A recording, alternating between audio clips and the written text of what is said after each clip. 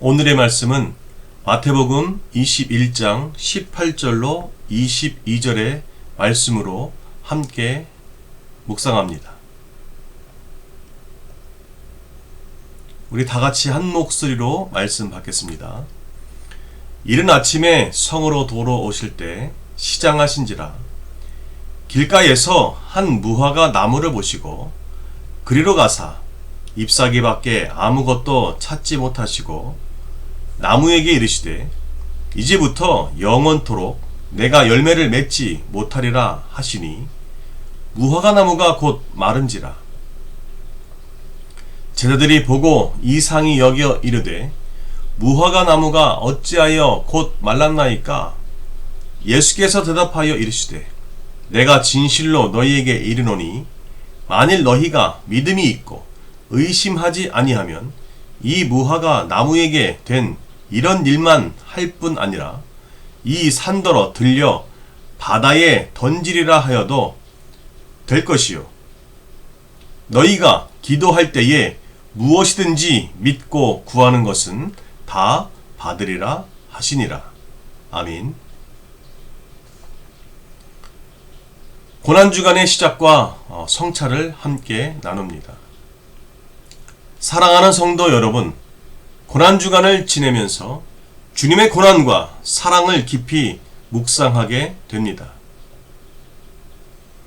예수님께서 십자가를 지시기 전 예루살렘에서 행하신 마지막 일들이 복음서에 상세히 기록되어 있습니다.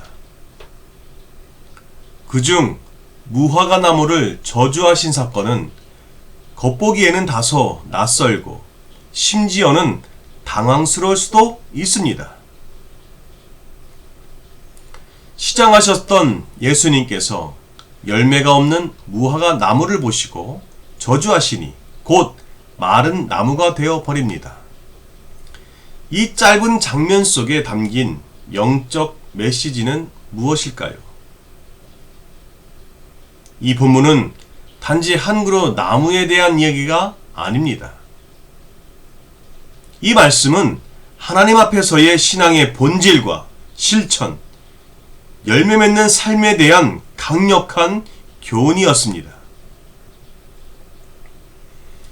감리교 전통은 믿음뿐 아니라 믿음이 이끄는 실천과 열매를 매우 중시해 왔습니다.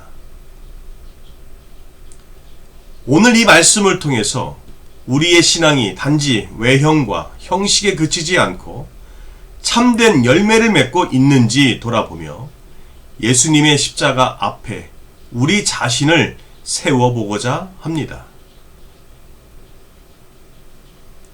무화과 나무와 상징적 행위에 대해서 말씀을 받습니다.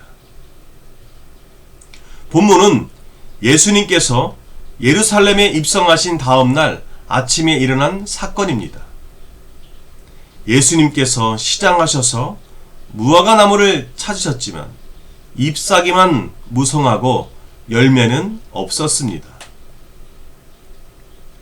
복음서는 무화과의 때가 아니었기 때문이라고 언급하지만 예수님은 열매가 없는 나무를 저주하십니다. 이 장면은 단순히 한 나무에 대한 저주가 아니라 이스라엘 백성들, 특히 종교 지도자들 신앙의 형식주의와 위선을 지적하는 상징적 행위로 이해해야 합니다. 무화과 나무는 종종 성경에서 이스라엘 민족을 상징하는 데 쓰여집니다. 내가 이스라엘을 만나기를 광야에서 포도를 만남같이 하였으며 너희 조상들을 보기를 무화과 나무에서 처음 맺힌 첫 열매를 봄같이 하거늘 처럼 말입니다. 예수님은 무성한 잎사귀만 있는 나무, 즉 겉으로 보기엔 경건하고 번듯하지만 실제로는 아무 열매도 맺지 못한 이스라엘을 고발하신 것입니다. 이는 고난주간의 첫날 성전 청결 사건과도 연결되어집니다. 성전은 하나님을 예배하는 곳이 되어야 합니다. 장사와 탐욕의 장소로 전락해 있었고 거룩한 외양 속에 부패와 이익 추구가 자리하고 있었다 말입니다. 예수님은 겉은 경건하나 속은 열매 없는 종교 형태에 대해 분노하셨습니다. 무화과나무 저주는 그 경고의 연장선에 있다는 것입니다. 열매 없는 신앙의 경고를 들어보겠습니다. 이 말씀은 오늘 우리에게도 중요한 도전을 줍니다. 우리 신앙의 나무에는 열매가 맺히고 있는지 생각해 보시기 바랍니다. 아니면 잎사귀, 즉 외적인 종교 활동과 신앙의 포장만 무성한지도 생각해 봐야 합니다. 감리교의 창시자 요한 웨슬리 목사님은 은혜를 통한 믿음을 강조하면서도 믿음이 반드시 행함으로 드러나야 한다고 역설했습니다. 웨슬리는 은혜의 수단으로 기도, 말씀 묵상, 성례전, 금식, 이웃사랑을 제시하고 이 실천을 통해 신앙이 성장하고 열매 맺는다고 하였습니다. 신앙은 눈에 보이지 않지만 그 열매는 분명히 보입니다.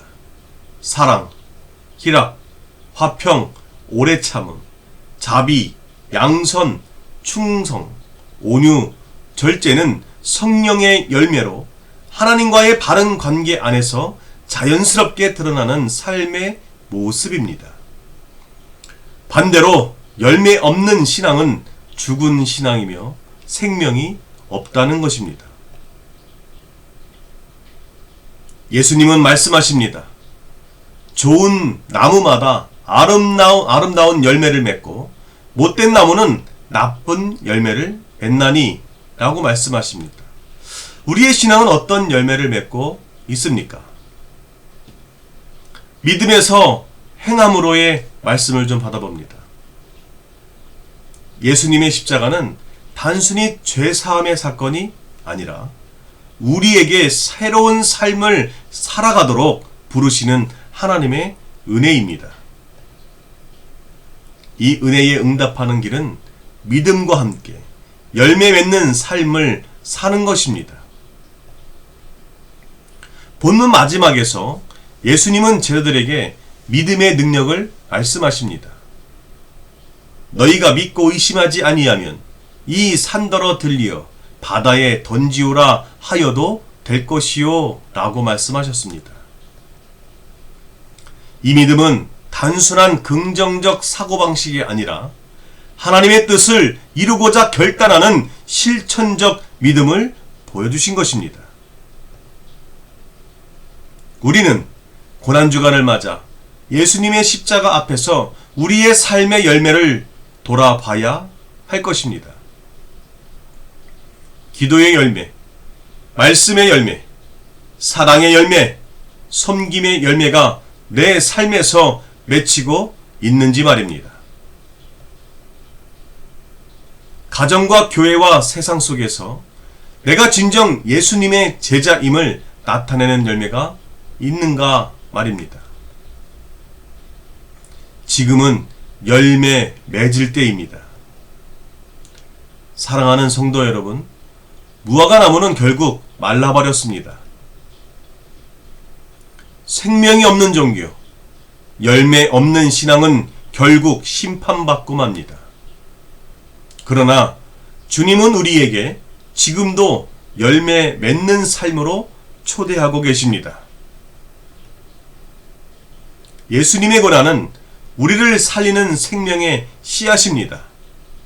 그 씨앗이 내 안에 심겨졌다면 이제는 열매 맺을 때입니다. 단지 종교적 행위나 형식에 머무르지 않고 참된 믿음으로 하나님 나라의 열매를 맺는 우리가 되기를 바랍니다. 이번 고난주간 주님의 십자가를 깊이 묵상하며 열매 없는 무화과 나무가 아닌 풍성한 성령의 열매를 맺는 믿음의 나무로 살아가기를 소망합니다. 믿음이 행함과 함께 일하고 행함으로 믿음이 온전하게 되었느니라. 아멘.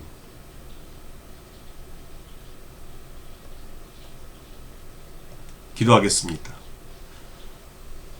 우리의 삶 속에 열매를 맺고 있는지, 매질을 하고 있는지, 싹은 튀고 있는지 우리가 묵상합니다. 하나님 앞에 우리들이 드릴 것이 무엇이 있는지, 예수님께 무엇으로 보답하여야 할지, 저 세상 사람들에게 어떤 것을 보여주며 살아가야 할지 우리가 깊이 묵상해 봅니다. 이 고난주간에 더욱더 큰 믿음으로 허락하여 주시옵소서. 예수님의 이름으로 감사하며 기도드립니다. 아멘.